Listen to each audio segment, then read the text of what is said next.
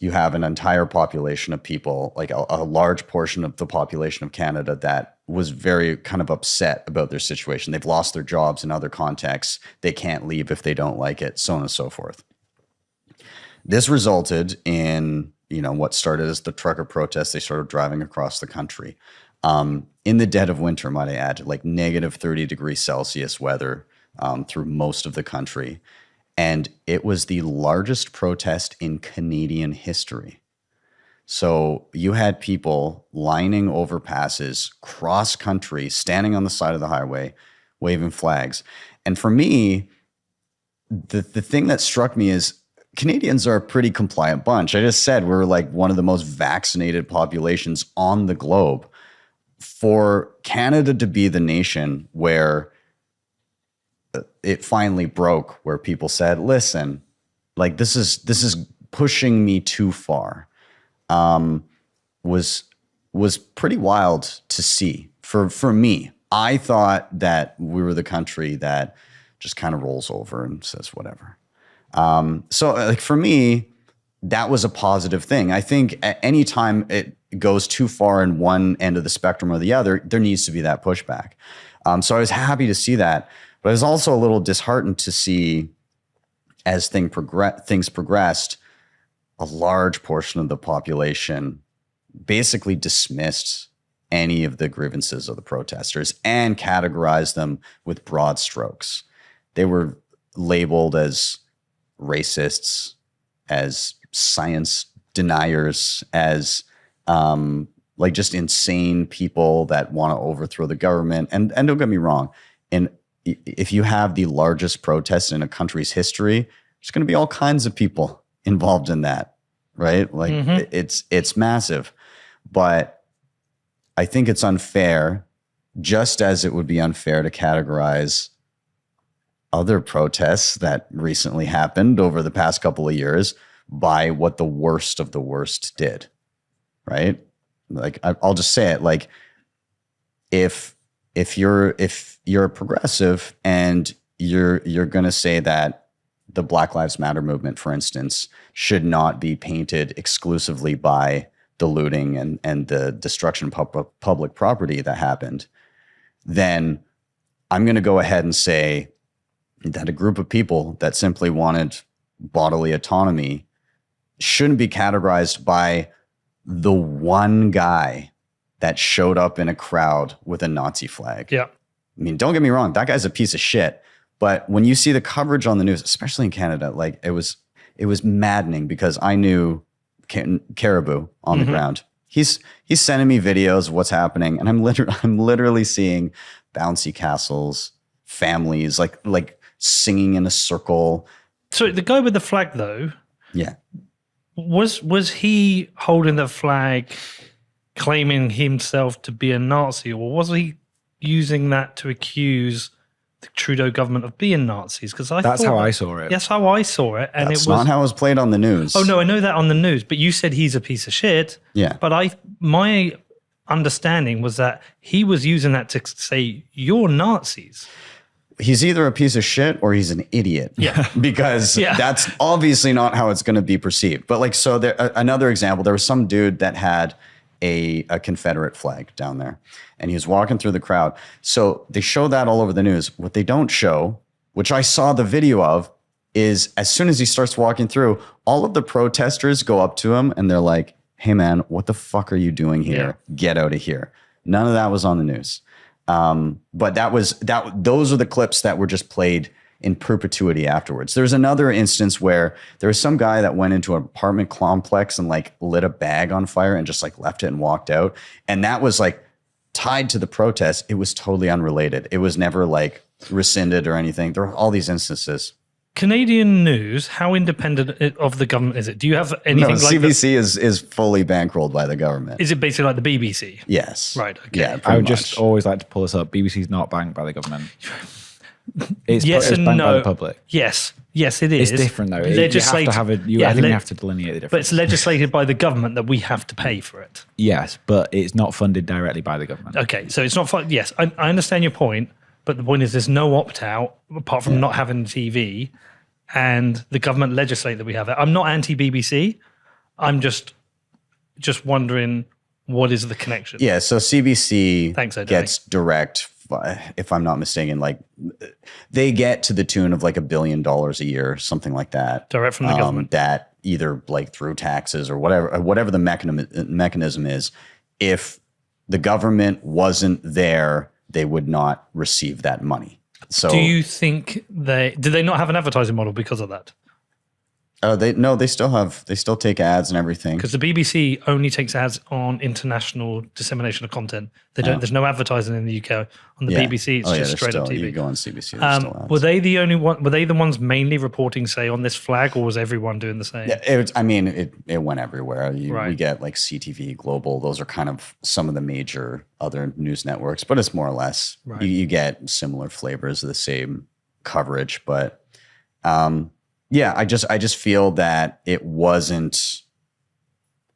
I was a little upset when we had our prime minister come out and basically say, again, like fringe minority, again, largest protest in Canadian history, unacceptable views. Like, well, I mean, yeah, there's that asshole with a flag over there. There's definitely obviously going to be people that you disagree with and maybe that do have some distasteful things to say.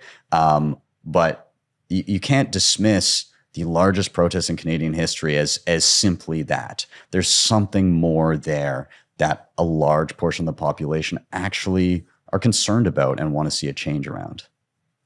With regards to the funding of Yes. and what happened with Caribou, Yeah. and then litigation afterwards. Can we talk about that at all? Can we talk about the state of that and let people know what happened? Okay, so I'll kind of walk through the sequence of events as I understand them.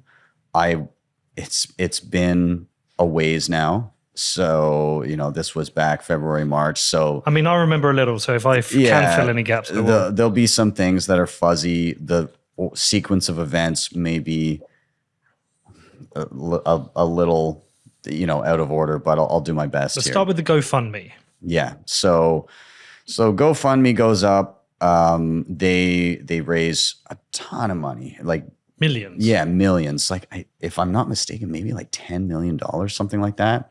And simultaneously, there, I think it was BJ Dichter had like a QR code up. There was a couple people that had just put up like a static QR code just to raise a bit of Bitcoin. But then, and that money was to fund the truckers so they can eat and just work. whatever help was needed. Yeah.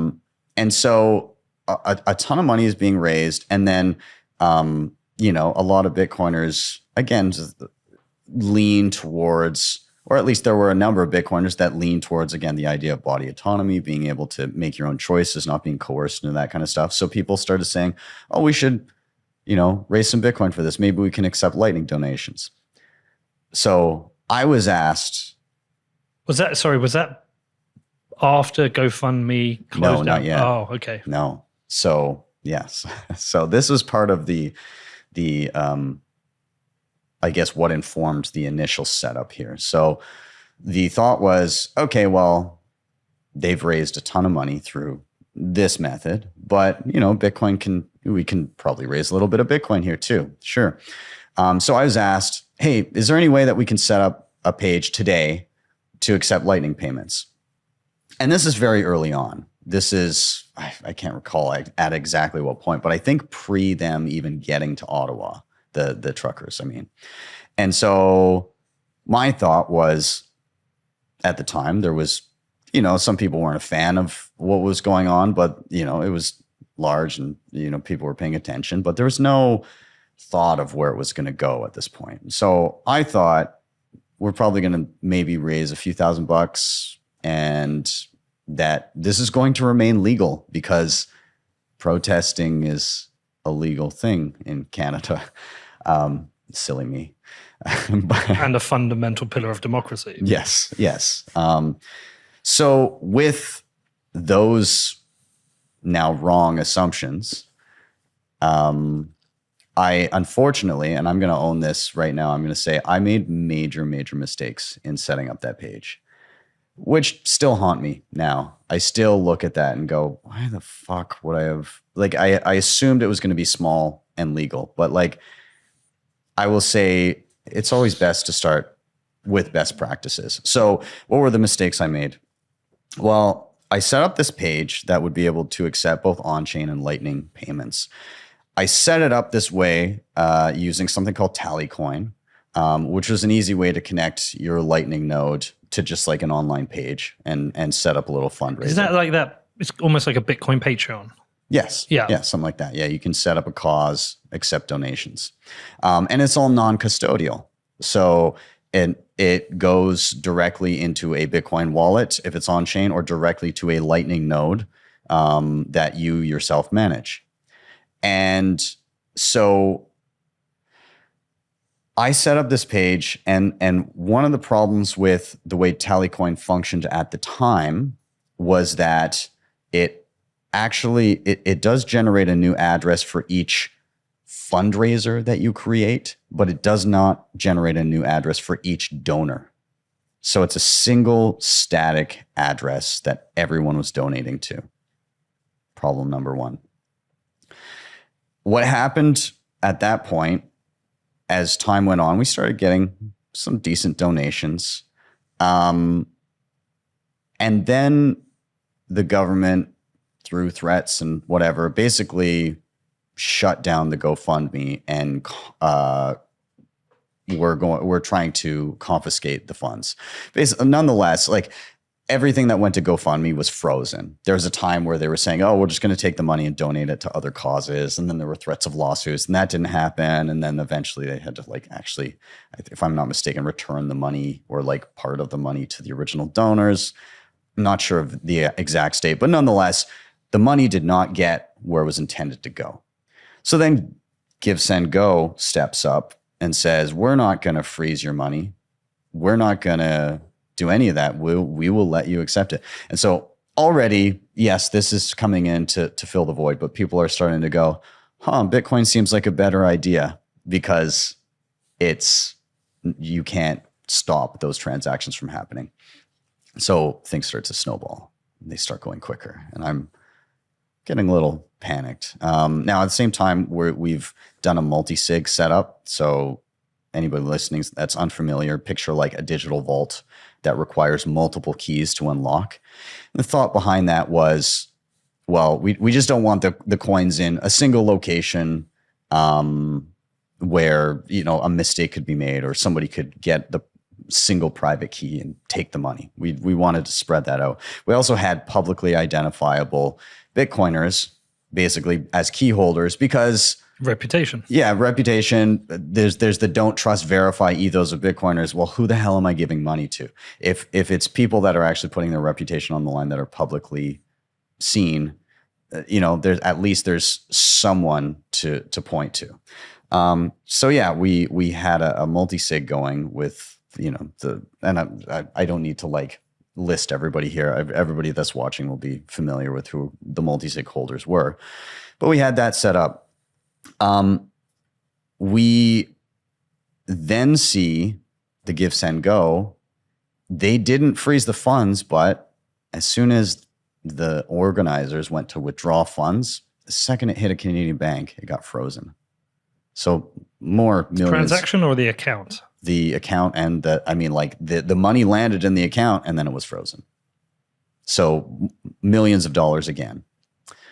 So fiat, effectively, the legacy banking system was entirely compromised at that point. It just was not going to get to people. There were lots of people on the ground that were, giving gas and food and everything. Actually, there was so many food donations that it was overflowing, and then they overflowed the food banks in the area. So all of the food banks in Ottawa were just full of food and donation, which is fantastic. Yeah. That's a great, yeah.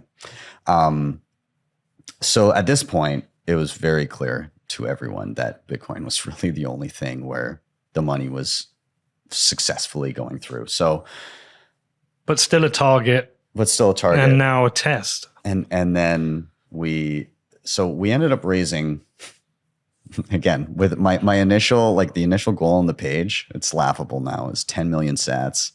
like $4,000 at the time, 1/10 of a Bitcoin. We ended up raising something like 22 Bitcoin. It was over 1/1,000,000th of all Bitcoin that will ever be created were donated to a single cause. Unbelievable. It was crazy. I was not okay.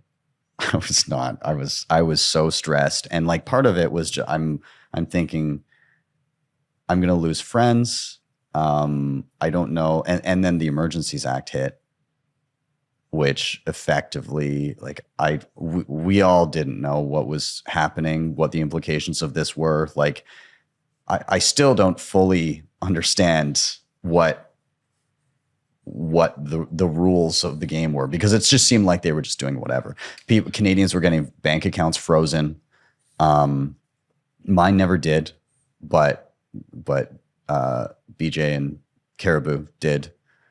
Still to this day? No, not anymore, because the act was beat down afterward. What the fuck are you meant to do, though? I don't know. What do they expect people to do? I don't know. When they freeze, and you might not know the answer to this question. When they freeze your account, you obviously can't use your debit card. You can't get money out. Do your mortgage payments still go through? Well, I don't know, but I don't imagine so. Like, if your bank account is frozen, how no funds would be going in and out is my understanding. So I don't know. I don't know what you do in that situation. For embarrassing the government. Yeah.